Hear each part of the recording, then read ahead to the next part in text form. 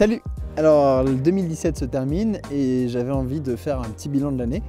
Essayer d'expliquer 2-3 trucs et puis présenter qu'est-ce qui va se passer l'année prochaine. Une première chose que vous avez peut-être remarqué, c'est qu'il y a moins de vidéos maintenant. Il y a une vidéo par mois, grand max, alors qu'il y a certaines années où je réussissais à faire 2 vidéos par mois.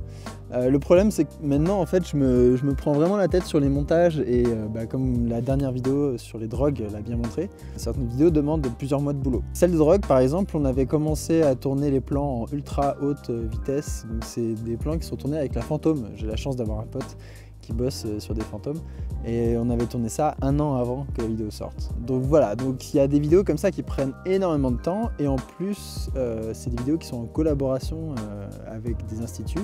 Le fait de travailler avec une grosse institution comme ça ralentit tout parce qu'il y a des allers-retours avec les institutions. Je parlerai tout à l'heure de pourquoi est-ce que j'essaye de bosser un maximum avec ces institutions.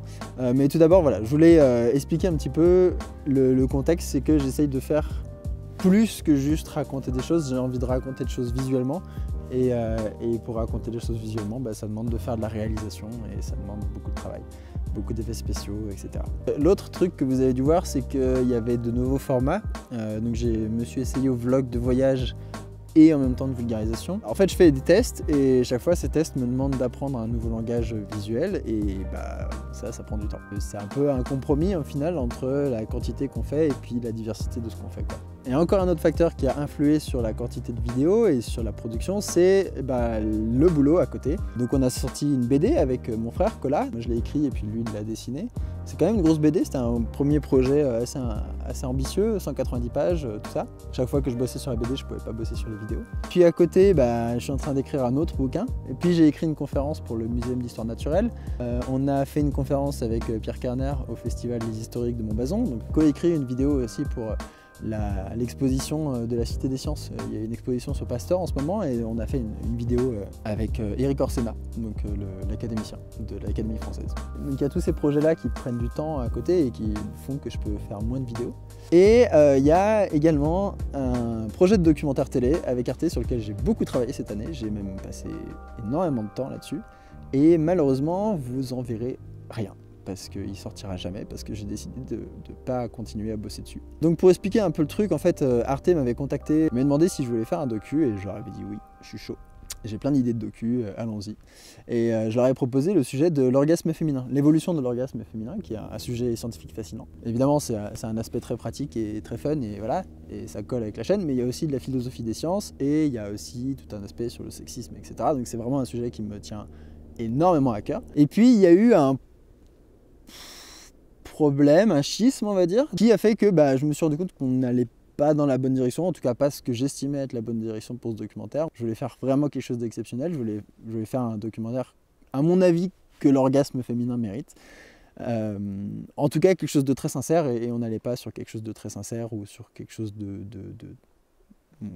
cool ou d'innovant ou de quoi que ce soit. Donc très franchement voilà, c'est une perte sèche pour moi et c'est vraiment triste et je voulais vous expliquer ce truc là parce que c'est aussi une des raisons pour lesquelles il y a eu moins de vidéos que ce que j'aurais aimé. Après soyez rassurés parce que ce documentaire je tiens quand même à le faire, donc je vais le faire sur ma chaîne, je vais le faire à ma sauce, je vais le faire comme j'ai envie et sans aucune contrainte d'aucune sorte, je vais l'autoproduire avec mes petits sous et nique sa mère, on va parler d'orgasme quand même et ça sera chouette, c'est juste que ça prendra faut tout refaire quoi. Et maintenant le point argent. En fait c'est pas forcément un truc si tabou que ça, moi ça me dérange pas trop d'en parler, de toute façon je vis principalement de dons en fait, c'est vos dons qui font vivre la chaîne. Si jamais vous êtes une donatrice ou un donateur sur Tipeee, je vous remercie vraiment parce que c'est grâce à vous que je peux faire quoi que ce soit, c'est grâce à vous que la chaîne elle peut faire des trucs ambitieux. Vraiment c'est vous qui êtes la colonne vertébrale de l'émission, donc je vous remercie vraiment du fond du cœur. Et joyeux Noël à vous d'ailleurs, pas aux autres. Juste à vous. Alors en fait je voulais vous expliquer pourquoi il y avait autant, il n'y en a pas tant que ça, mais pourquoi il y avait des partenariats comme ça, pourquoi est-ce que je fais un partenariat avec le Louvre, pourquoi est-ce que je fais un partenariat avec l'INSERM ou avec l'Éducation nationale. Pour commencer en fait le but de ces partenariats c'est pas de gagner de l'argent parce que en fait une fois qu'on couvert tous les coûts de production, parce que filmer ça coûte de l'argent, faire des effets spéciaux ça coûte des sous, etc. Et ben une fois qu'on a tout dépensé pour faire ça, il reste plus grand chose. Mais en revanche, je trouve que c'est hyper important de le faire, et nous en particulier dans la vulgarisation, c'est parce que ça envoie un message, ça envoie un signal en disant bah regardez, on est légitime, on peut aussi avoir un vrai contact avec des institutions. Et pour moi, c'est assez important en fait. Par exemple, quand j'étais invité à la radio en 2015, parce que je venais de sortir le bouquin Le coup de la girafe, on mentionnait même pas que j'étais youtubeur. On le disait à la fin de l'émission comme ça, quoi. Ah oui, au fait, il fait des vidéos sur YouTube. Et aujourd'hui, la tendance a complètement changé en fait. Aujourd'hui, on dit d'abord qu'on est youtubeur et ensuite auteur, parce que ça fait plus vendre de bouquins évidemment. C'est un truc que je trouve important en fait, c'est de légitimer notre milieu, notre métier, et de dire voilà, on a du savoir-faire et on est bon.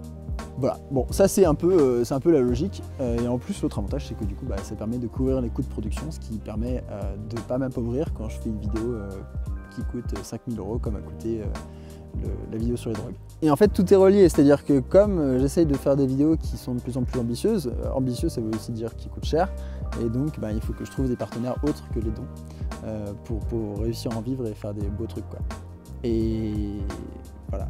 Pour 2018, donc, pour 2018, il y a plusieurs projets. Donc, il y a ce fameux projet de documentaire sur l'orgasme féminin qui me tient vraiment à cœur et que je veux faire. Et d'ailleurs, en parlant de ça, en parlant de ces documentaires, en fait, je trouve que le format de la vulgarisation en France, il est un peu chiant, il est un peu devenu chiant. Dans les autres trucs qui ont pris du temps, il y a eu notamment cette semaine que j'ai passée à New York, avec Cyrus d'ailleurs, Cyrus North.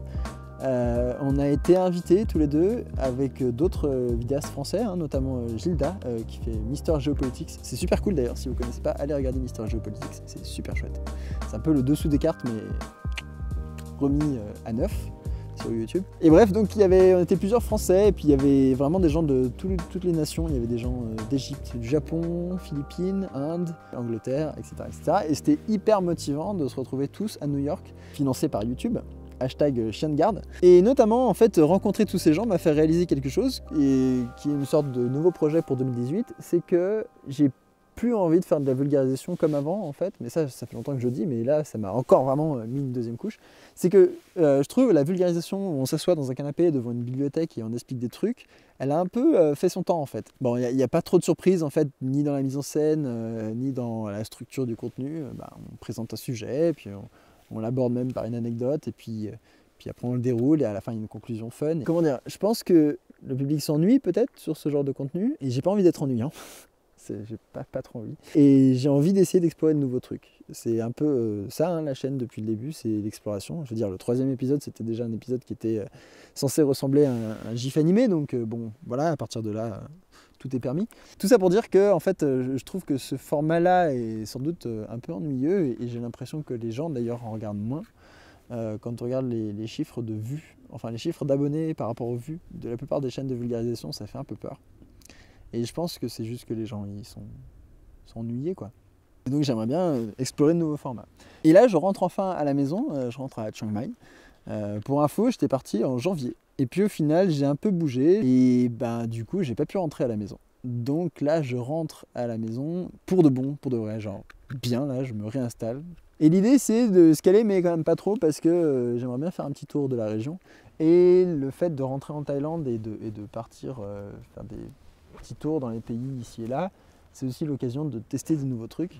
C'est juste se mettre en fait dans une zone d'inconfort. Voilà, je sais pas du tout comment ça va se passer, je sais pas quelle va être la gueule des vidéos, j'ai aucune idée de la mise en scène, mais on se met dans une zone d'inconfort et on regarde ce que ça donne. Ça se trouve, ce sera de la merde, hein. Ça se trouve, ce sera à chier et tout le monde va me dire arrête et remets-toi devant un canapé ou devant une bibliothèque, mais j'ai envie d'essayer. Voilà. Et on verra ce que ça donne. Et puis dans tous les cas, vu à quel point 2017 ça a été la galère de ouf à tous les niveaux, je pense que 2018 ne peut être que beaucoup mieux. Et j'espère que ce sera le cas pour vous aussi. Dans tous les cas, je vous souhaite d'excellentes fêtes de fin d'année. Pétez-vous le bide, murgez-vous la tête si c'est votre kiff, et on se retrouve en janvier. Et prenez pas trop de bonnes résolutions, vous les tiendrez pas. Voilà, bisous, bye bye.